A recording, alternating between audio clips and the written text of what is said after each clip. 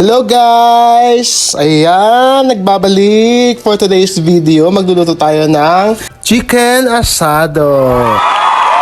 Ito ang ating mga ingredients. Meron tayo ditong chopped chicken na nakamarinate na, soy sauce, vinegar, ground black pepper, chopped white onions, minced garlic, dried bay leaves, seasoning mix, tomato paste, chicken cubes, chicken liver, chopped potatoes, chopped bell pepper, chopped tomatoes, calamansi juice. Ginamitan ko din ng onion powder and garlic powder. So sa isang bowl, minarinate ko lang yung chicken, soy sauce, vinegar, onion powder, and garlic powder. Set aside for 4 hours or overnight. Tapos ito yung mga ingredients natin guys. Screenshot nyo na lang yung mga hindi pa marunong magluto nito. Okay guys, umpisa na natin ang ating cooking show. Magpainit lang tayo ng mantika sa isang pan. And then, pan fry natin ang ating cube potatoes. Kapag naging golden brown ng ating cube potatoes, pwede natin itong iset aside. Next natin ipapan fry ang ating marinated chicken. Sa isang mahinang apoy lang, 3 minutes sa kabilang side.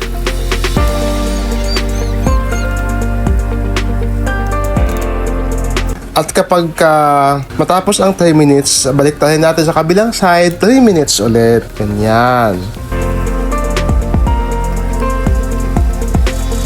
Pag ganyan na ang texture niya, ibig sabihin, nakalipas na ang 3 minutes. So, kailangan na natin siyang ihango sa kahirapan. Charis! Set aside lang guys. And then, sa hiwalay na pan, mag-iinit tayo ngayon ng mantika. Isusutay natin, unahin natin ang sibuyas. Pag lumabas na yung aroma ng sibuyas, idagdag na natin dito ang bawang. Mix-mix lang hanggang sa lumabas ang kaluluwa ng mga ginigisa natin.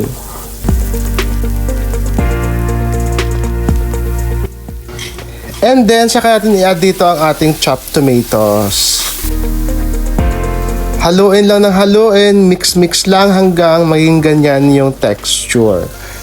Ayan guys, pag ganyan yung texture, set aside and then pwede na natin i-add dito ang ating chopped na chicken liver. Sa isang side lang, gisa-gisa lang natin ang ating chicken liver hanggang sa maging brown din at mukhang luto na siya.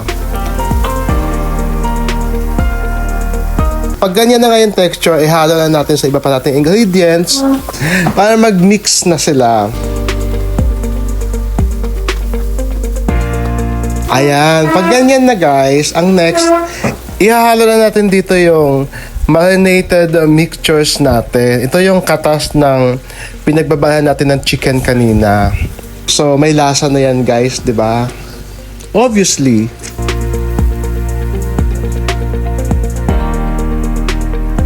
And then, mag-a-add tayo dito ng 2 cups of water. I-mix lang natin ng konti. I-add na natin dito yung dried bay leaves natin. At ang Knorr cubes. Pag kumulo na siya guys, saka natin ilalagay yung ating chopped bell pepper. Mikos-mikos lang natin ng konti. Ayan, ganyan. And then, pakukuluan natin siya ng 15 minutes. Ayan guys, matapos ng 15 minutes, tatanggalin na natin dito ang ating mga bay leaves. Kasi hindi na natin kailangan yan pag inihain natin. Next dyan, maglalagay na tayo dito ngayon ng 3 tablespoon of tomato paste. I-mix lang natin ito guys para humalo yung ating tomato paste sa ating niluluto. Tapos pakuluin lang natin ito ng saglit. This time, ilalagay na natin ang ating na-fry kaninang chicken. Ayan, ilulubog lang natin siya sa sabaw para maglasa din siya guys. And then, pakukuluan natin siya ng 18 minutes. After 18 minutes guys, ihahalo na natin dito ang ating calamansi juice. Ito yung magpapaasim sa ating ulam ngayon. Ngayon guys, i-add na natin ang ating chopped potatoes na na-fry natin kanina. Ilulubog lang natin sa sauce, mix lang. Pag kumulo ng konti guys, mag-a-add na tayo dito ng ground black pepper and then yung ating seasoning mix. Mix lang para humalo ang ating pampalasa sa ating niluluto.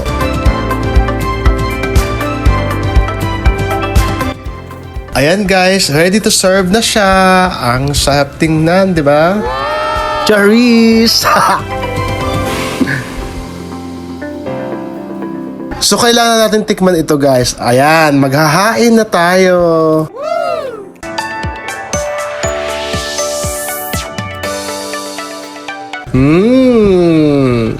Delicioso.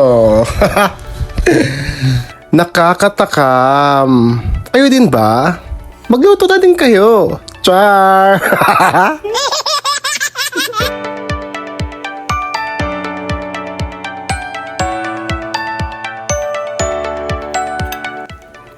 Ayan. Ngayon na ang final judgment nitong aking version ng chicken asado. So, titikman na natin ito, guys.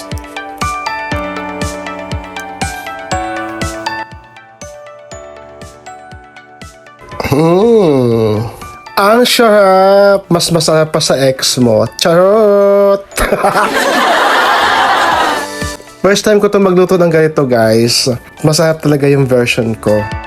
Ayan, hanggang dito na lang guys. Thank you for watching. Sa susunod ulit, please like and share naman dyan. Bye-bye!